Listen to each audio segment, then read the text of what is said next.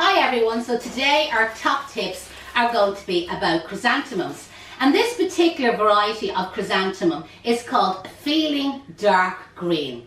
So sometimes when you're ordering chrysanthemums, especially if you're ordering them over the telephone and you ask your supplier for a green chrysanthemum, he may pick you up by mistake wrong and he might think you've said a cream chrysanthemum. So if you get into the habit of using the variety, then you know that you're going to be guaranteed and be sent out the right colour and the right variety. So learn them off, maybe make a few little notes. So this particular one, as I said, is called Feeling Dark Green. But different growers and at different times of the year may have a chrysanthemum that looks very close to this, but it could be called Kermit, K-E-R-M-I-T. Do you ever watch Sesame Street, Kermit the Frog? So that'll help you to remind of the name and the colour and shades that it is. And there's also another variety called Envy, E-N-V-Y. Have you ever hear people say green with envy? So that again will kind of help to remind you. But the Feeling Dark Green is a very popular one. So again, for any of our students or florists out there, if you're buying from the Dutch sites, you know the way, and you're looking up chrysanthemums, again, you can go down through the different varieties till you find Feeling Dark Green, and then you know that's the variety that you're going to get. So with chrysanthemums, normally the minimum quantity that you can buy in a local flower shop would be 1 packet. So that's 1 packet there. And that would be 5 stems. I meant to say flower supplier there, by the way, not flower shop. If you go into a local flower shop, it is possible to buy just 1 stem. But just for people that are buying them wholesale. But if you're buying them from the Dutch online sites, the minimum quantity you can buy is 4 packets, which is actually 20 stems. And then 20 stems will be all the one variety and obviously all the one colour. So again, it's quite a lot of flowers, you know that way. So just keep that in mind. So with chrysanthemums, the main problem is the plastic being left on them. Well, one of the main problems, okay? Because they are quite a long-lasting flower. So when you leave the plastic on the flower, first of all, the ethylene gas builds up. All your leaves will go discoloured. So often I would say to the students, when you're purchasing chrysanthemums, look through the packet at the colour of the leaf. And if it's all discoloured and gone yellow, that's a really, really bad sign. Do you know the way? Don't go near them and definitely don't bring them home to your local flower shop or to even your home where you have other flowers. They'll set them all off. It's a bit like putting 1 bad apple in with all the new fresh apples. You know the way? The bad flowers will set your new flowers off. So always check inside the plastic. So you need to make sure now that you remove the plastic. The next thing then is removing the leaf below the waterline.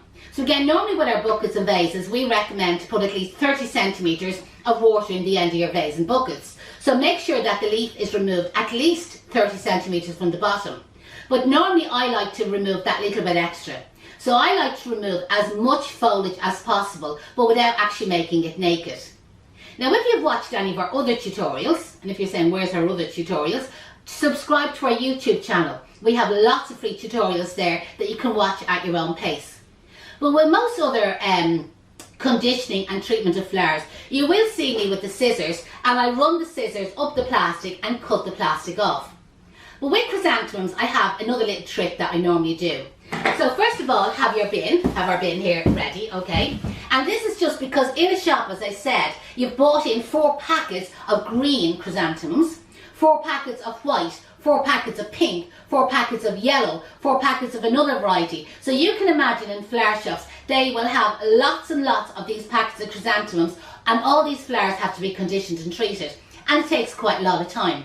So little tricks, and this is where, like it's just to kind of show you, a trick that I do is rather than cutting the plastic off with the scissors, is I grip my hand in through the stems, and what I'm doing at the same time, as you can really see there, is I'm actually cleaning the stems down. Now, I know I have my stem stripper, but I'll show you that separately, you know that way. So I'm kind of grabbing the leaves, you see, at the same time, and then I can kind of grip the stem. You do this over the bin so all your rubbish goes down into the bin, but you can see the way I'm cleaning down the stems. Okay, there's another little leaf that you missed.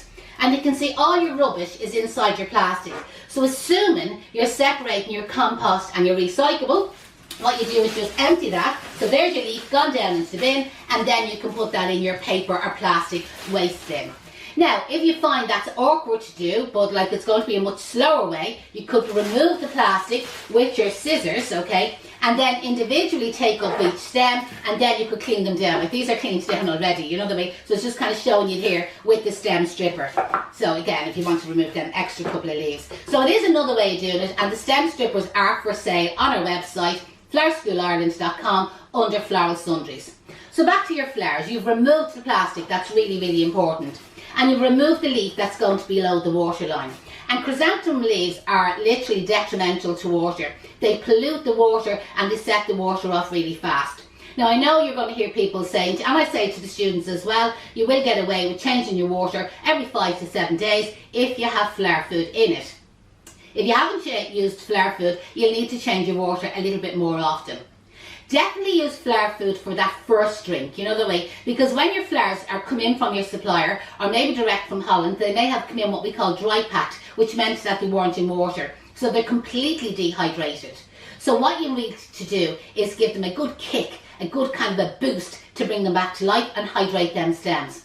And that's why I find it's beneficial to add flower food to the water.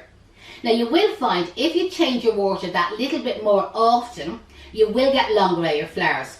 Now chrysanthemums are a brilliant lasting flower. They last for ages. Sometimes I kind of say you nearly can't kill them. They're a bit like carnations, dianthus or baby carnations.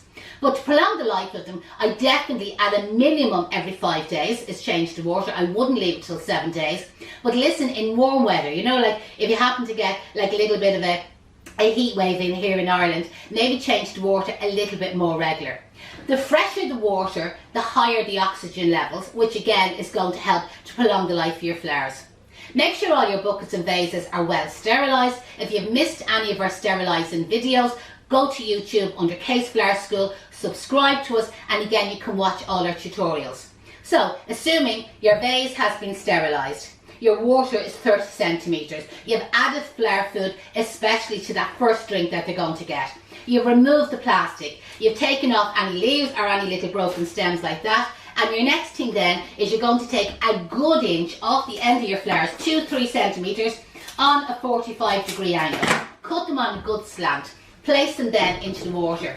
The minute you cut a flower, it immediately starts to suck water. So don't delay from cutting your flowers to placing in water. Don't delay at all. Now I have these narrow vases which look really well, and they're great for balancing up stronger or taller flowers, like the likes of your Lysianthus, your Delphinium, your stems of lilies, but even your stems of chrysanthemums. But you would get away with a smaller, more shallower bucket. You know the way, even 30 centimetres in height will be absolutely fine. But I find the mistake that people make with chrysanthemums is they overpack the amount of flowers down into the bucket.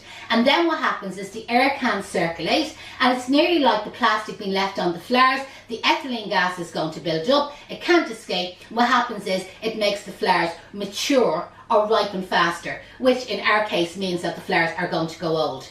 When you're changing your water, make sure that you scoop out any leaves, you know the way. First of all, to say blocking your sinks, you know the way, when you're getting rid of the water. But just to make sure, sometimes a leaf will be cut to the inside of the vase and you may not see it. So make sure that there's no old leaves, dead leaves, broken leaves left in the water, because as I said, they're detrimental to polluting the water, and then your flowers are drinking up dirty water.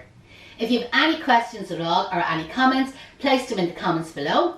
If you're watching this on YouTube, we'd really appreciate a thumbs up. And if you're watching this on Facebook or Instagram, we would really appreciate if you click share and share it among, or maybe share it to one of your flower groups that you're in. My name is Janette and I'm from Case Flower School, and thanks for listening to me.